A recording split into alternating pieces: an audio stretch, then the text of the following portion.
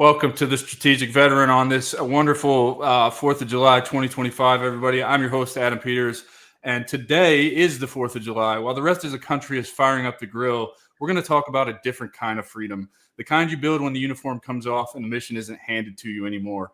Picture this. After years of pushing through combat deployments, training the next generation of Marines, and maintaining a clear sense of mission, you return home and everything changes overnight. Charles Dame came back from war only to find an empty house and a new fight, single fatherhood, rebuilding from scratch, and staring down a whole new kind of uncertainty that no military handbook prepares you for. This was his real turning point, and it forced him to figure out what strength and service look like when the uniform comes off. Now, Charles leads from the front differently, channeling that same discipline and drive into building tools and communities that support veterans, first responders, and families who need help the most. He's blending AI with real-world grit, relentless in his mission to make sure none of us are left behind. So whether you're wrestling with your own identity after service or searching for a purpose beyond what you left behind, this is the episode for you. Let's get into it. Charles, brother, welcome to the show, man. What is up, brother? Good day and good deeds to you, man. Adam, I greatly appreciate this opportunity to kick it a little bit and talk about the things of not just myself, but that you are doing and veterans and AI and all the stuff we're going to get into today. So looking forward to this, brother. Thanks for having me on, man. Yeah, man, it's going to be a blast, dude. First question for everybody that comes on that's a veteran is, where did you grow up and what inspired you to join the Marine Corps?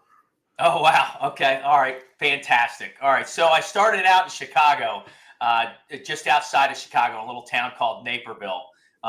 It was an absolutely awesome street, man. It is the kind of place in America where the 4th of July really means something like a day like today. You know, we did the 4th of July up in Naperville. All the kids on the block came out and played. We all lit sparklers. Parents and everybody got hammered, had a great time. Everybody was smoking inside of the houses. You know what I mean? You know what I mean? Because nobody even knew it was bad for you. Kids were drinking out of garden hoses. But we left Maryland when I was about, or we left Chicago when I was about 11 or 12 and moved to Maryland. And Maryland's where I did most of my growing up, and then joined the Marine Corps out of Maryland. I had some issues with school, went to about 4 different high schools, ended up graduating from a high school up in Connecticut called St. Thomas More because the schools in Maryland were done with me. So, you know, I went to that school in Connecticut, came back from there, was about home for about 2 years, working, living at my parents' house, started catching a little crap. And finally, one day I was like, you know what? I'm going to show everybody. I'm going to go join the military. And I went to the recruiting office, and that was a no, and that was a no. And the Marine Corps was like, we would love to have you. Of course, right? So I came home and was like, Dad, I need my birth certificate. And he was like, what do you need your birth certificate for? And I was like, well, I've decided what I'm going to do. And my dad was a Army officer in the Korean War. And his face, I remember the look on his face, man, it just changed. He was like, he didn't want to give me my birth certificate. Like, he knew. And he's like, well, which branch did you join? And I was like, I'm going to be a Marine, Dad. And he was like, holy cow. Are you sure that's what you want to do? And I was like, yeah, Dad. Yeah. The recruiter's outside in the car waiting to take me back to the station so I can sign up. So, so I got my birth certificate, went back, signed up, and, you know, the rest was history. 8 years later, I was done chewing some dirt. Man. Give us a highlight reel of your career. What did you do in the Marine Corps? And then I want to spend all of our time on what you're doing post-military and particularly around the AI space, and really try and convince those that tune into this today and listen to this in the future why AI and just a tech career right now is the future. So just highlight reel, run it down. What did you do in the Marine Corps? How far did you make it? Why'd you get out? Okay, highlight reel of the Marine Corps. I am an 0331 for those of you devil dogs that are out there. That is a machine gunner. So I was a rock and rolling 6 to 9 round burst kind of guy. Like to take my enemies down in bulk rather than one at a time like the 0311s. But after spending about I think I was in the grunts for about 4.5, almost 5 years. I was in 1-8 and 8th Marines and those different units. I left there because my kind of threw it out in the introduction. I came back from deployment, and all of a sudden the Marine Corps realized that I had some things that weren't issued to me. So they were like, well, you've done enough deployments. It's time for a B billet. So I re-enlisted.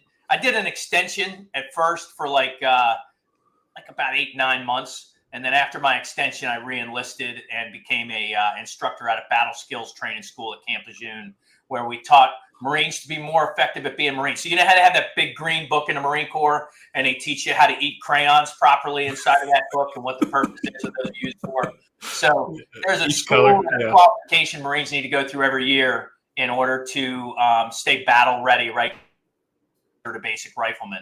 So a lot of the outside companies that aren't infantry units need to do that training. So there's a school set up at Camp Lejeune called Battle Skills Training School. We bring people out to the suck for like a week, and we just make them miserable. And we just do, field fortification, stalking, tracking, setting in defensive perimeters, getting on and off helos, team building, leadership, weapons training, gas chamber, grenade throwing, that whole thing. So I was an instructor out there, and that's where I finished up my career. Yeah. So just a Tuesday for a regular grunt. Yeah, right. Yeah. So, this show is a lot about the transition. You said talking about everything that I'm doing. I started this show kind of with the idea the path back to purpose was entrepreneurship, which we're going to get to. However, after I started recording with people, I really realized we're all fucked up in the transition. The transition is a blanket fix for an individual problem and all of that. So walk us through what your transition out of the Marine Corps looked like. How lost were you? What were your experiences with loss of identity, purpose, community? The three major things that I see over now 130 of these damn things.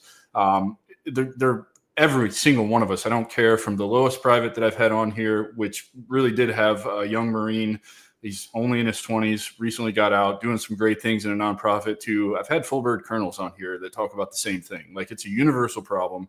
We're institutionalized. My case, joined at 17, spent a year on delayed entry, then 13 years deploying as an infantryman.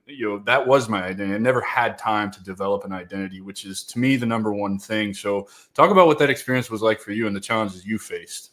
Man, that's a great question, and hopefully this helps in some ways others. So that transition, my transition was strange, right? Because as I was coming out of battle skills training school, my life was in a bit of turmoil, just trying to figure out how to be an effective parent and deal with the fog of war that's left behind for all of us, right?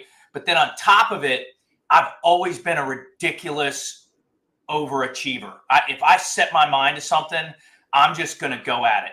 So in my last 8 months in the Marine Corps, while I was in that B billet, I started my own company out in town, building and selling computers. This was back when, Staples and all this stuff weren't carrying.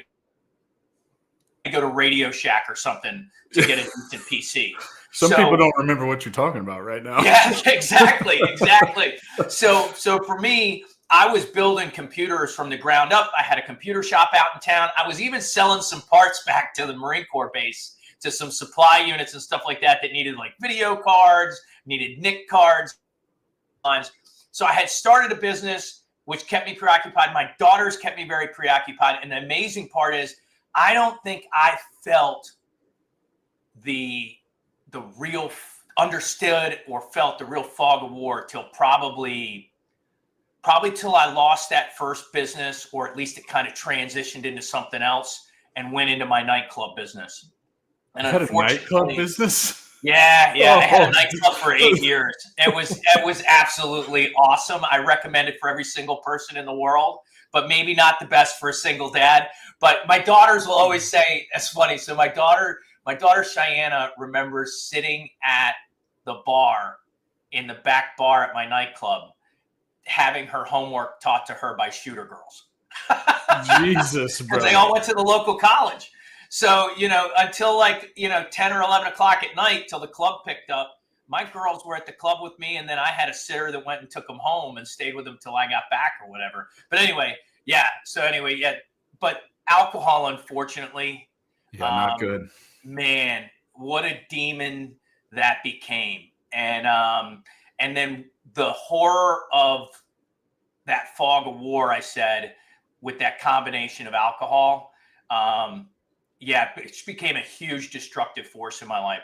No matter how hard I pushed to succeed, no matter how successful I was in business over 8 years with that nightclub, which then transitioned literally from there, transitioned into, teaching nuclear, biological, chemical warfare preparedness classes for the government for civilians going overseas.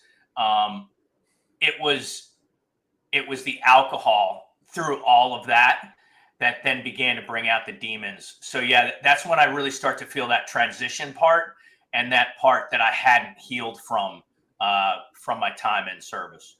Yeah, man. I had a conversation. I can't remember who said it, but several weeks ago, if alcohol was invented today, it would be a Schedule I narcotic immediately.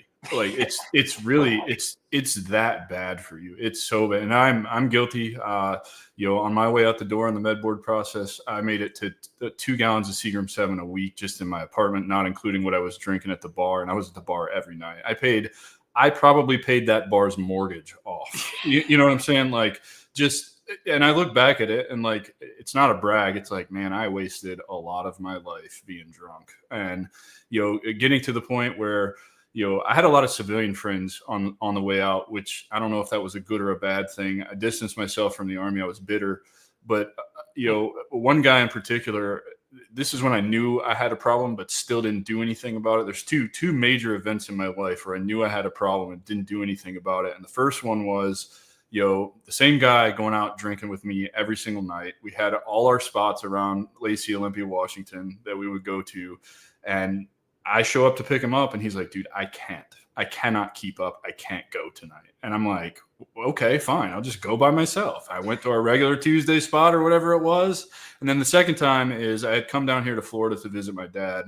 And I had snuck some airplane bottles of alcohol with me because my dad quit drinking, I don't know, over 20 years ago. And, my dad's my hero, so I'm not going to disrespect him and his house. And I thought I was being sneaky. However, I know I wasn't being sneaky now to this day. As he's dropping me off at the airport, he's crying and gives me a hug and says, son, you need to stop drinking because you're killing yourself. And what did I do? I get through security, and the first thing I do is go order a double 7 and 7 at the bar because I haven't had like a major drink in a week. And just like, that's the kind of shit, man. It's so destructive, and it's just not good. It doesn't matter how successful you are, what trend you're on. Like, if you're drinking, it's a problem. Yeah.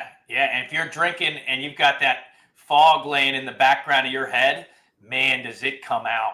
I mean, big time. The rage and the anger and everything, it can be absolutely overwhelming. So yeah, I'm tracking what you're putting down, brother. I imagine being in the nightclub environment, like that is the business, right? Is selling alcohol to people, selling them. And everybody wants you to drink. Yeah. So you can't avoid it. Begin to learn a tolerance. It was probably the single most destructive thing I can say. Alcohol throughout my life in business was the overconsumption of alcohol in a business environment where I should have been concentrating on my dollar bills. And instead, I went from concentrating on dollar bills to concentrating on the drink. And that, which is great in some ways, the women part, but it's not always the best combination when it deals with just alcohol and partying. Yeah, man, 100%. So you get over the drink. How did you get past the drinking? How did you face your demons? What set you free? Man, I'm gonna have to throw some glory to God, man. In that way. I mean, I can't explain changes in my life or certain changes without saying it came from something greater than myself. And I think a combination of I'm a good person. I'm inside. I was raised by good people. My mother and father were good people. Their family were. I'm a good human being inside who I am, and I was destroying the people I love the most with my behavior and who I was becoming. And I started realizing I was hurting them. And then I started asking for help, and trying to manifest that help. And it came. And, it's made my life a much different place now for sure than it was, when I was abusing alcohol. Well, I'll tell you, man, I know that feeling all too well. That was kind of my wake up call, was when I realized I was ruining all the relationships I had built in my life. And you think the fog of war is a shitty feeling? Start destroying your relationships to the people that are closest to you. There is no worse feeling than that. And I mean, you're talking like, years and years of relationships that you have built with people, not family in particular for me, but it was those people that had been there for me. I was just too blind to see it, or too stubborn, or whatever. And you start pushing those people away and you start ruining those relationships. That's a terrible place to be. Yeah, absolutely. I know another thing that probably helped, and I hear a lot of vet stories, and I can't say that they're wrong, absolutely, because I hear them.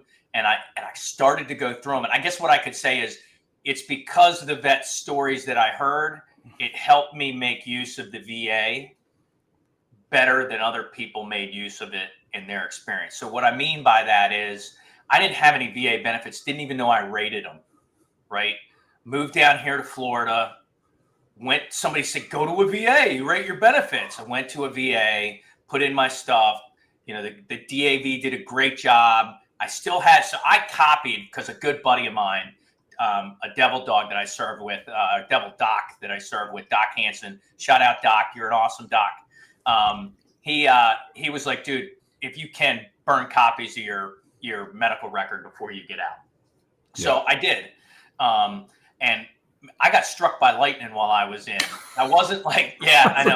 I forgot about that, but right, it's crazy. But it wasn't like, in the field doing combat or some crazy thing. And I'm thinking that you don't rate anything, but it was while I was in time and service. I was at home with my family, but still, I was seen at the Camp Lejeune Hospital. That's where I stayed for the day and a half while I recovered and shit. So I rated, and I had no idea. So my rating came back. I was 100% P&T. And I was like, I would hope so if you get struck by lightning. Right? So, I don't know how many years it had been, over a decade, let's say, right around that. I had no benefits. And, I paid for my benefits for my nightclub. I was paying for and all of a sudden I got a check. And then they were like, do you want to go to college? And I was like, well, I've never been to college. I'm on these businesses. Maybe that's the reason my businesses fail. Of course, it could have been the alcohol too. It definitely was the alcohol. But maybe this will make a difference. So I did the VRE program. Got my education, did all kinds of other things. Yeah. So for me, what I was going to get back to was the one point in the VA that the other people's stories really helped me was on the medication. So they started putting me for PTSD and other stuff on all kinds of medicine, man. And talk about changing who you are. I thought the alcohol made a difference. Man, that medicine they were giving me was a whole other ballgame. Yeah. And my mother and father, God bless them, man, they're both gone to heaven like within the last year and a half. But they both looked at me and they were able to just be like, you are not yourself. This isn't you. So I was able to just go to the VA and be like, I'm not taking whatever it is you're giving me. We're going to fix this by me coming in here and grinding. Right. So put on your big girl panties and get in here and let's do the hard work.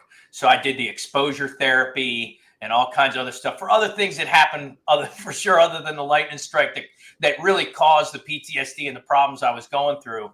And man, putting in the work in therapy, whichever way you do it, it doesn't have to be the VA. It doesn't have to be a therapist. It can be all kinds of different ways, but putting that work into therapy and your mental health, man, that's the key to getting over all of that kind of stuff and moving forward. At least it was for me. It's real freedom. Yeah. It really is. It can sometimes help you from getting dragged back into it too, right? Yeah, 100%. They help you build that stable base of, okay, this is who I am. I can be proud of myself again. Yeah. I can have self-esteem as to who I am. My God, look at what I did do. I don't have to be ashamed of what I did.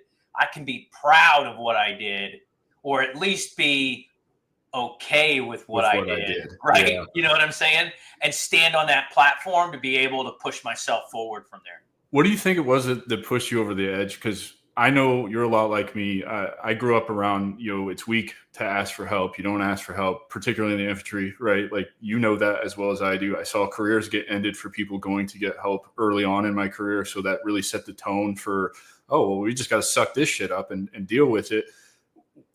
What was it that threw you over the cliff to say, hey, like, I can't fucking do this on my own. I have to ask for help. And did you have the same realization that I did when I did finally ask for help and I got the help? I avoided the pills. I chose plant medicine.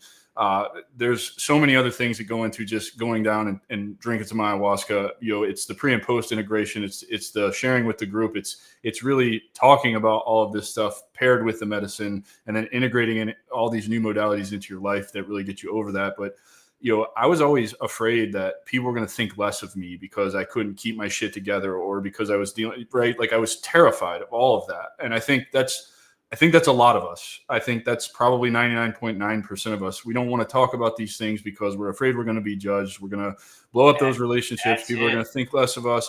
So what threw you over the cliff that made you get out of your own way and then go ask for that help? That's a great question. So I had several times throughout my time before I even got VA benefits known I needed therapy, right? Right. I think we all do, but it's that saw stigma. Therapists like in Pinehurst and in Southern Pines, back in that area. I had a therapist I went through for a while. Some stuff was kind of working, but everybody wanted to medicate me, man. Everybody wanted that was the solve for everything. Here, take this pill. Here, take this pill. Nobody wanted to do the work till later on with the VA. But what threw me over the edge, man, I love my family.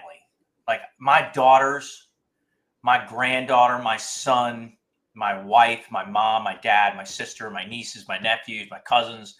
I love my family.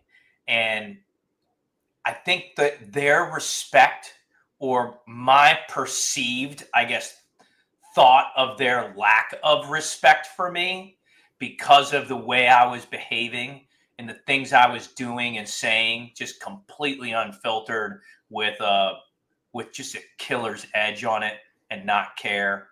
There's part of that that's okay, right? But there's a part that's so deep that you're hurting people. Yeah. And I didn't care.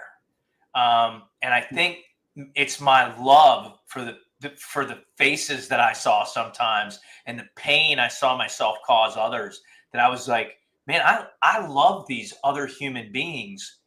I love them so much. I can't even imagine hurting them for one more second. I got to fix me. Like, me is broken. Me need fixing. yeah, knuckle dragger speak right there. Well, and to your point, man, the age old adage, right? Hurt people hurt people. It's so much easier to hurt other people than it is to wallow and feel your own hurt and deal with it and face it. And look, I'm guilty of it. I'm guilty of it to this day. There are still things that I need to work out, and still things. It's an ongoing process for the rest of your life. It is not a one and done kind of thing. You don't just face it, move forward, and then, everything's hunky dory. It takes work forever, right? Yeah. No, it's not over. You wake up in the morning from a bad dream, man, and it's hard to explain to the other people in your house why you're covered in sweat. Why you can't get back to sleep, why you don't want to close your eyes again. Yeah.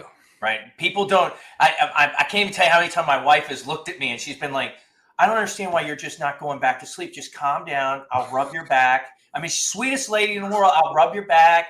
Everything's going to be fine. Trying to do everything she can. And I'm like, I don't want to close my eyes. Right. I don't want to go back to where I just was because it's too real. So I would rather just stay awake in reality. and deal with my demons with my eyes open. Yeah, I feel it. Enter WeDoGood. So you go get yourself right, and dude, that was perfect timing. So because from a dream spawned WeDoGood. So I started, man, I just got goosebumps. I started having these dreams and was waking up in sweats over and over again. And there was a dude in my dream. I had just found out maybe a year before the dream started that Elliot had passed in service just outside of Fallujah, right? So I started having these dreams, and he's in them.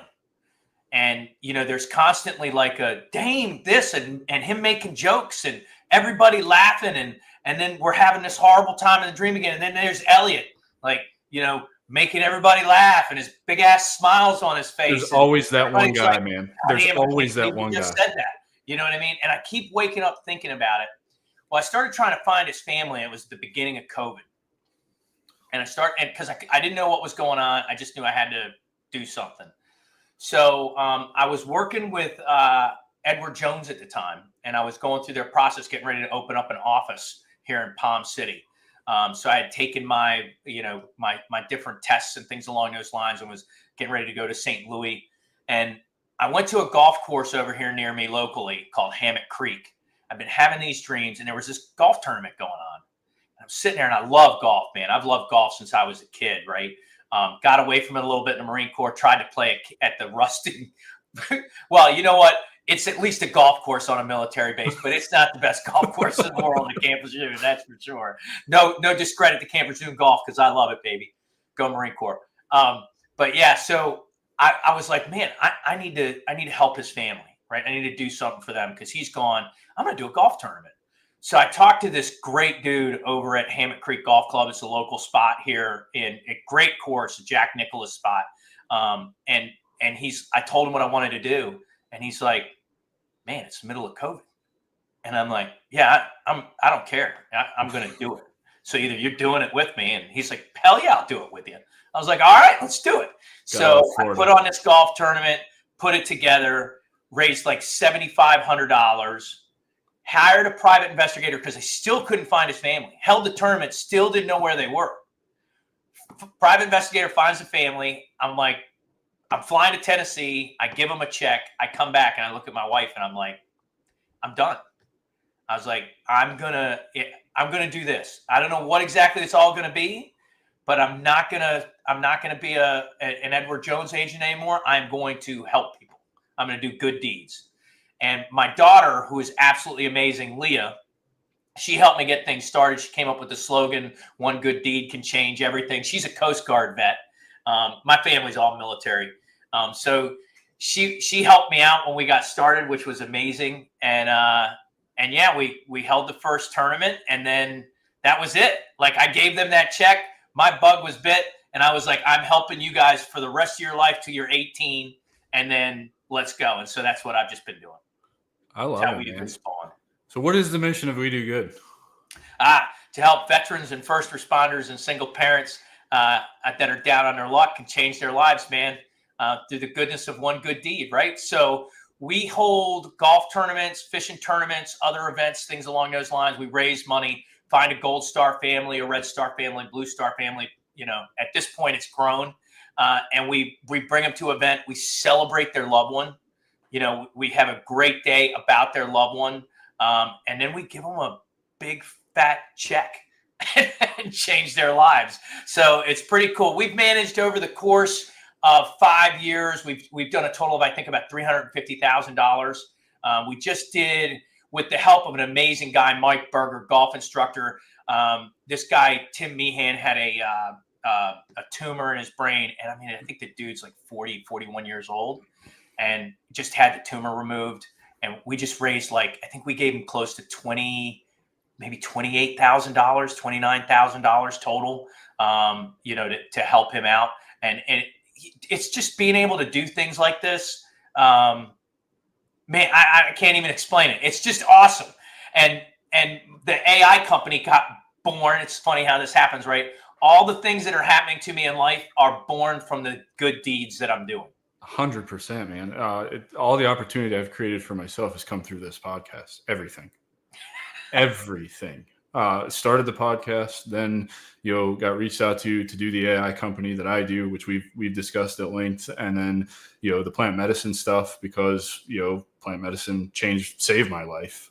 Really believe that, and everything. I just keep getting more and more opportunity from just trying to tell stories like yours. My idea was, when I started this, I was losing buddies 3, 4, 5 a month by their own hand, right? You know that feeling. You know what it is to get a Facebook message from somebody you haven't talked to in a decade, or somebody texts you because they do have your phone number and say, hey, so and so killed himself last night. It's all the details I have, and then you go to these Facebook groups and you see people talking about, which I think the Facebook groups are the most toxic place on the fucking planet. I hate them.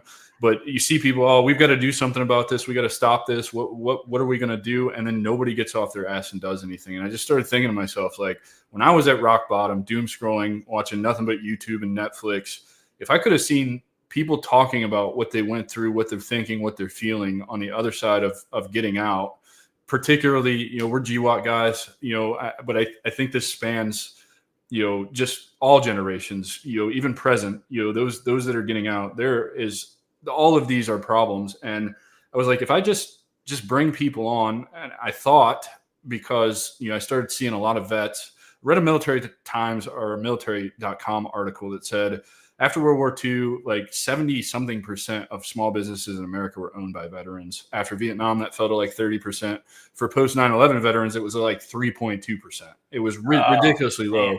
And I was like, man, I see a lot of GWAT guys starting businesses and having success and finding purpose again. So originally, this was, the path back to purpose is entrepreneurship. And I still very much believe that. I think that, particularly here in 2025 with AI, which is why you have an AI company also, man, you can use that to create any kind of business that you want right now and shortcut it big time.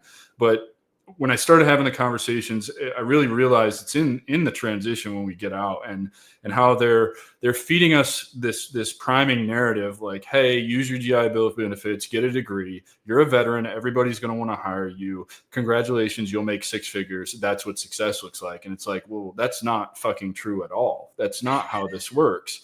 I mean, I'm talking to veterans that have applied to 400, 700, 1,000 jobs, and they're getting the same response back. We're sorry, but we've chosen a more qualified candidate. It's like, what does that even mean? Like, who's more qualified?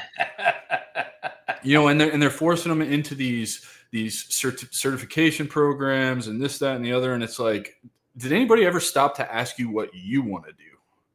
And so, I created this podcast to just tell people's story, ask them, what their transition was like and what they're doing on the other side of that to find success and fulfillment. And it turns out like they're following their own path, really. They figured out who they are, what their identity is. They found a purpose in that. And now they're pursuing that and they're happy. Like, for example, I just started making money, not from this podcast, in 2 years, just started making money last month from the AI company. And I've been happier the last 2 years than probably my entire life.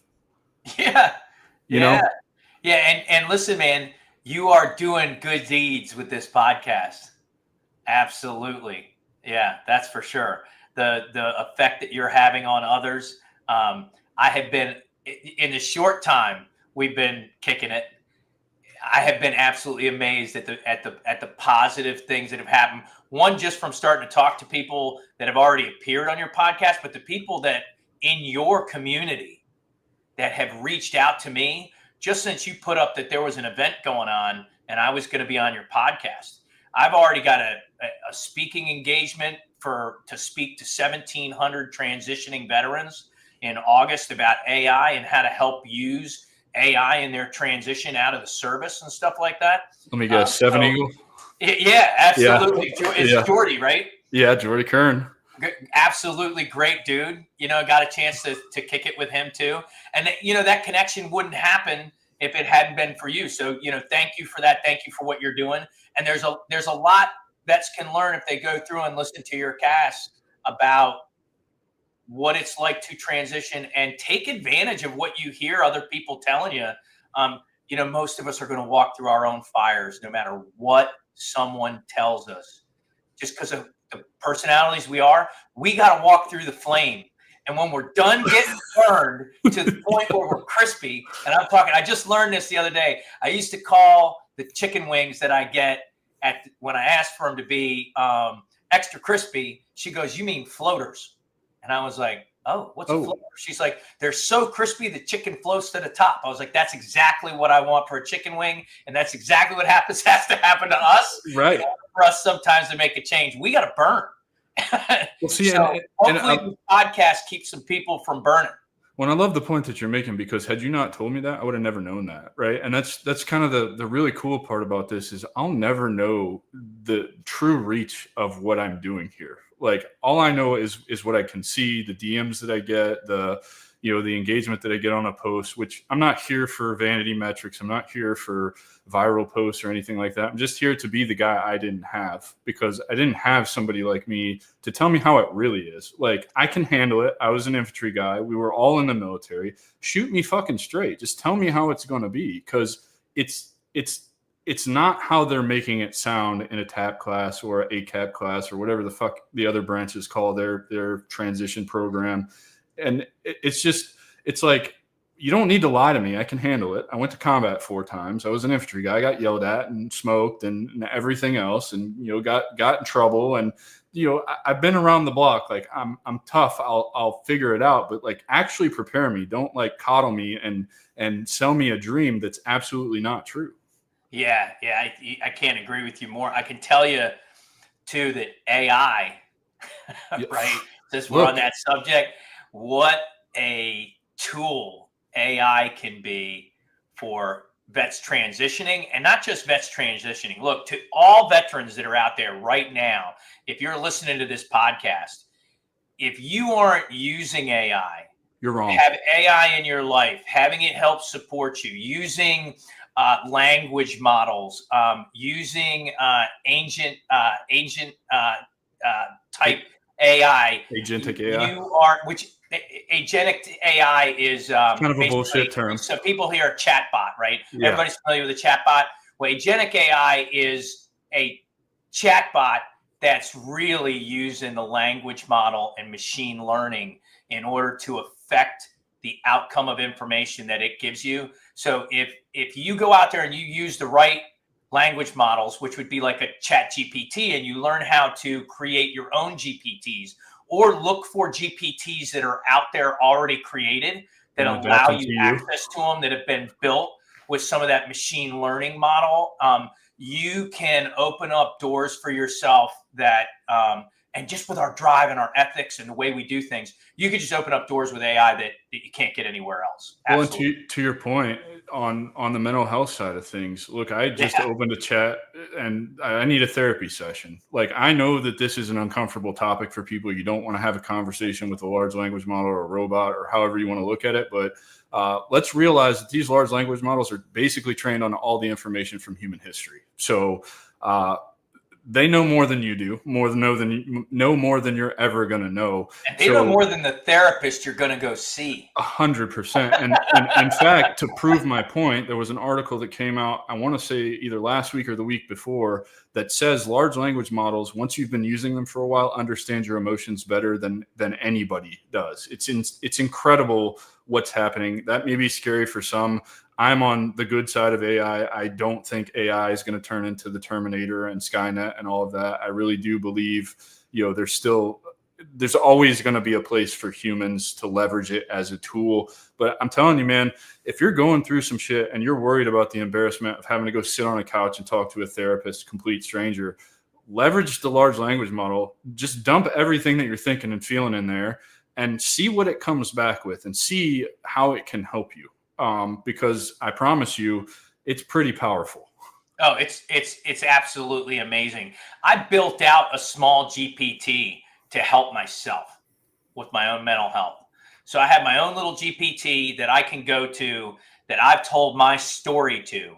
And then what I've done is upload my story. And a small way would be looking at it is machine learning, but on a very basic level, which is it's so in chat GPT, when you're creating a GPT, there's something called a knowledge base inside of there. Yep. And inside of that knowledge base, you can upload up to 20 different PDFs or files or things along those lines. And that way it will remember that knowledge and it will keep it for you. It will translate it and it will help interject that into whatever you're working with inside of the language model, right? Which is the chat when you're communicating with it. So I can tell you that little therapist I created for my own self inside of there, that I wrote my own story, uploaded it in PDF, and I was just I was just double dog dirty in that PDF, and if I go to it and ask it for help or tell them where I'm at, it will give me some great ideas, some great thought processes, and it makes a real difference. So let me ask you, were you able to learn some things about yourself that you didn't know, or that you maybe had an inkling of but couldn't quite put your finger on, like exactly what it was? Because that's definitely what's happened for me. yeah, AI has helped me transition to that, and especially that little therapist thing I created for myself. Um, Yeah. and the key in that, right, is the proper prompting. But again, use the language model, 100%. Look, I'm right? getting in And August when I get back from Peru, I'm launching a mastermind, 6-week mastermind to teach people how to do this. It's, of course, it's paid because it's time and effort and energy. And, I had to spend 6 months gathering all of this knowledge and learning how to use these tools. But I'm going to teach people how to do this because I think it's so important right now. And I can't wait. I can't wait to see what this unlocks for people. When people reach out to me, I still do pro bono coaching, whatever, help people through their transition, riff on ideas that they have for, being miserable in corporate America, but want to get out. That's what actually sparked the idea for this whole mastermind that I'm going to do. But when I started giving them the sauce and they start sending me DMs back, like, holy shit, what did you just unlock for me by just teaching me what you know? And I'm like, okay, all right. Like this, I'm telling you, it's why I think if you're stuck coming out of the military right now and nothing is appealing to you, because I've been there. When I got out, I almost went to underwater welding school, and I'm so glad that I ended up in flight school because I was deterred. I always wanted to be a pilot, and I have worn glasses since I was 2 years old. So I always thought that was never going to be a reality for me. You get to the civilian world and the standards aren't the same as in the military world. You can fly as long as you're corrected to 2020. So, I've been there not knowing what you're going to do, feeling stuck and not wanting, not resonating with anything that's out there. You can actually use a large language model, tell it everything that you're interested in, everything about you. It's going to learn that anyway if you're using it. And it will give you ideas on how you can create your own path forward. You can get a literal roadmap from step one to the final step to creating a side hustle, a business, riffing on your ideas. You can leverage that to then create your co-founder GPT so that it acts as an actual co-founder to help you build that business. It's incredible what you can do with this. The access to entrepreneurship and just, I don't even know how to say this. I mean, they're estimating that the AI revolution is going to be at a minimum of $4 trillion industry. That's a lot of money for people to tap into, and it's at your fingertips right now. Get off your high horse. It's here. It's as dumb as it's ever going to be. Start leveraging it for the tool that it is. Yeah. And once they start throwing all these models, which they're already doing at the higher level, into quantum computing and all that kind of stuff, when you're moving information around on photons and electrons, you know what I'm saying, at the speed of light, and the quantum computing phase that's coming into it, and with a combination of, you just take the combination of the big three is the way I look at it, right?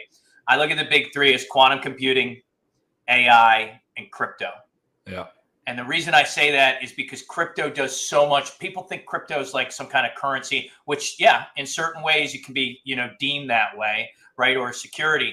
But it's contracts, it's smart contracts, it's binding the sale of a piece of equipment or building or real estate to a digitalized contract that can't be faked, forged, burned, or anything else. And now you add that to the system of AI, keeping track of it, and then you put quantum computing on top of it. You're talking about things moving at the speed of light across the entire planet, or dare I say the universe, because Musk is going to Mars. So you know what I'm saying? So it's crazy at the speeds we're moving.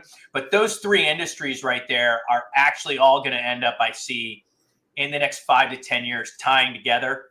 And you say 4 trillion, I'm thinking we're like at 28, 30, 40 trillion for sure in those industries combined over the next 5 to 10 years. And you have a unique opportunity to be at the forefront of this and ride the wave all the way to the top and get out. Yeah. And it's not going to be a long, I think, 5 to 10 years. You got a good 5 to 10 years to capitalize on all of this right now before it becomes, we're seeing it already in the job market. I listen to a lot of, obviously as an AI guy, I listen to, you do too, a lot of AI podcasts, a lot of already established businesses. Their interview process is no longer a traditional ask you a bunch of questions. They give you a problem and access to a large language model. They want to see how you leverage the tool to accomplish the problem. Like, so you as a veteran, yeah. You as a veteran, like, you are so adaptable that you can solve this problem with a keyboard now. It's ridiculous. And it's as simple as I've got this problem, put it on a Word doc, put the Word doc into the large language model and say, help me solve this problem. Interview me one question at a time to gather the context that you need, and off to the races. Let's figure out how to solve this problem. I've taught myself. It started with HTML because I was tired of my newsletter template, which I'm not really good at sending the newsletter. I apologize to all of you who are subscribed. I will get better, but I was limited. Well, so WeDo AI CRM system can help you with that. Yes, it can. but I taught myself HTML in a day. Does that mean I can sit here and type it out? And no, but I can read it and I can understand it. And I can know where errors are and what everything else is doing. And I used ChatGPT to teach me how to do that. And I was like, well, what else can I do with this? I'm building the landing page for this mastermind that's coming out, and I wanted it to match everything on my website. Well, the brand guy that did all my branding, he has all the CSS for that. So I learned how to go find the CSS, put it into this tool that now makes exact copies of my landing page, so that all the branding is there and everything else, right? It's unprecedented. You don't need to go to college anymore. Like, invest $20 a month into a ChatGPT subscription if you can afford it. I've never played with it, but the $200 a month one I hear is mind blowing. I don't know because I haven't used it. It is. Is it mind blowing? I have the business $200 a month model. Have to in order to run things the way I'm running it. And yeah, it makes a huge difference. Plus, you can capitalize on your GPTs, right? So my example would be I have a client. The client wants to do certain things. Let's say in the home healthcare business, right? And they're selling their home healthcare business, but they need to get answers to questions and they need a language model they can use. Well, I'll create a GPT for them.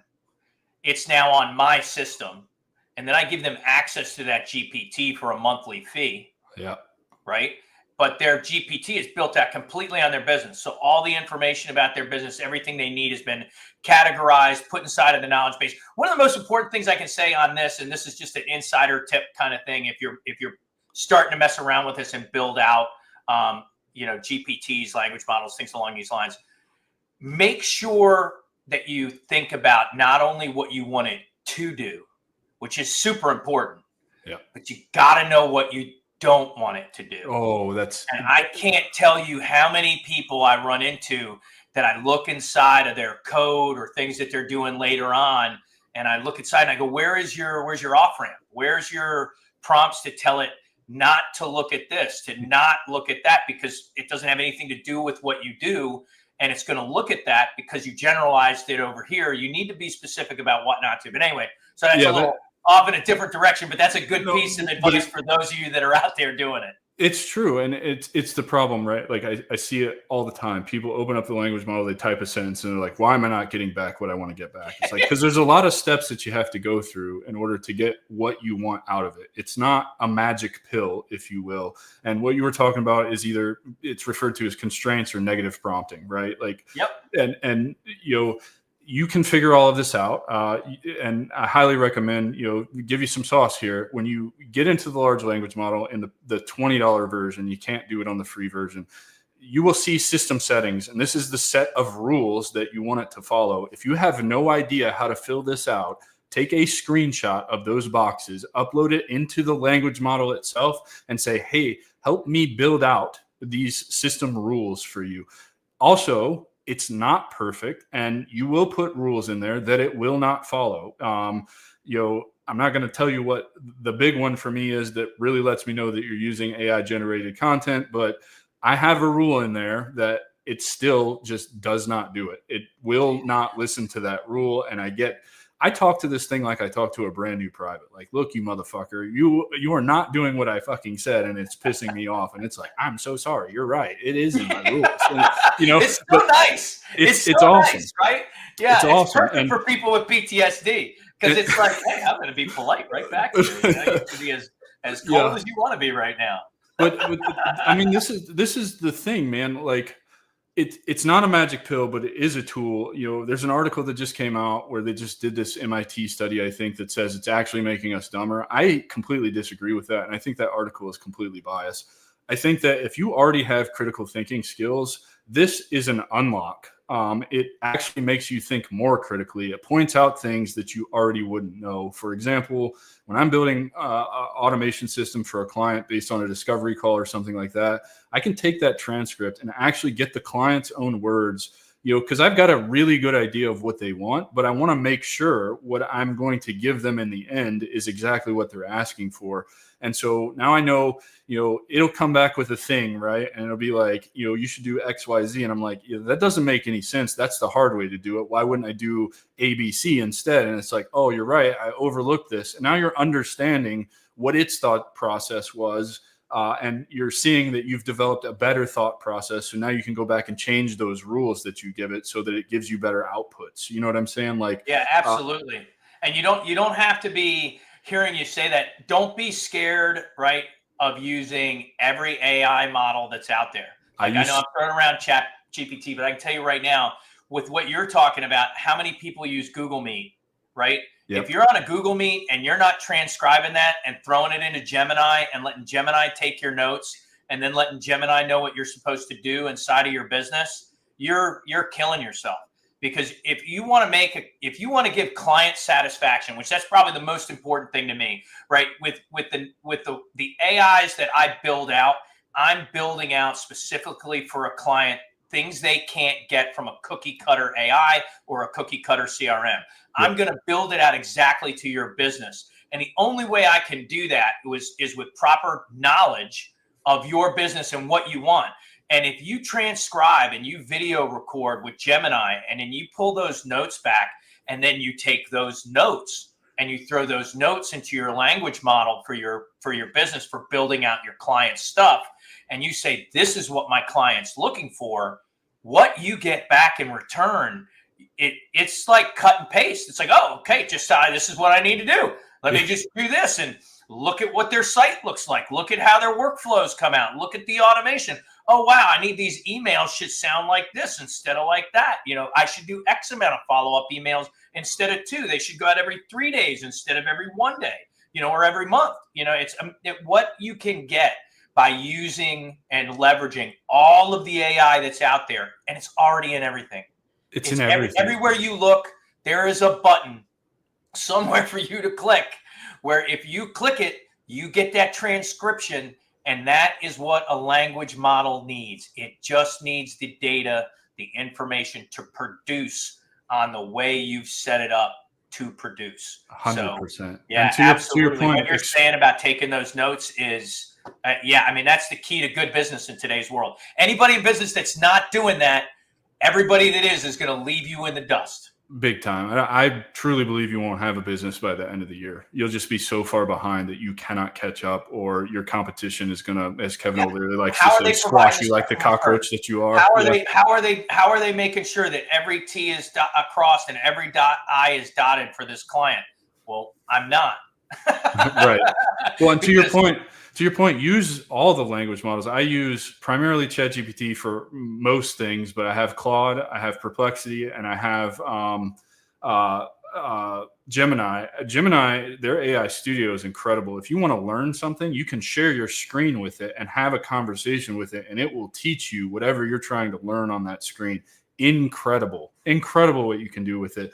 I played with Grok early on. I haven't played with Grok in a couple of months. I should probably go back to Grok and check out XAI and see what they've got going on, because I hear really good things about it. But I don't know, $100 a month for 5 major AI platforms is kind of worth it to me to see what you can get out of it. I really do believe that. Absolutely. And what you brought up XAI, I was going to say DARPA had a really good program for vets, with the XAI models for helping transition them out of the military. So for those of you that are out there that are transitioning, just, Google DARPA XAI military transition, and you'll have some cool stuff come up that'll give you some opportunities through that to help you through your transition period. I love especially with things like converting like MOS like Yeah. your MOS into how does that translate into civilian world?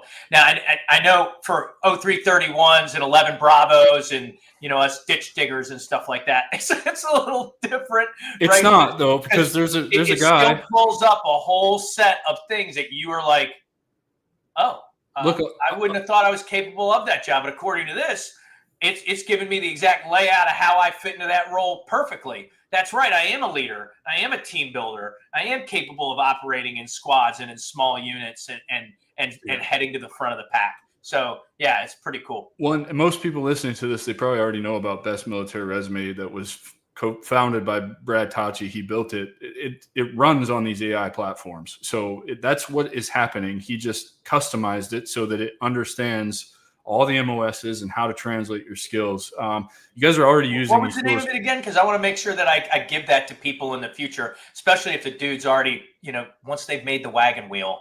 Yeah, it's called Best Military Resume, and Brad Tachi. He's on LinkedIn. I'll connect you with him after this. But awesome. That's just it. Like, you guys think that the AI is like this new thing. It's new to consumers. You've been using it since the iPhone came out, since Siri came out. That's AI. You've got an Amazon Alexa. That's AI. Watson. Watson. How long has Watson been around? That is the OG.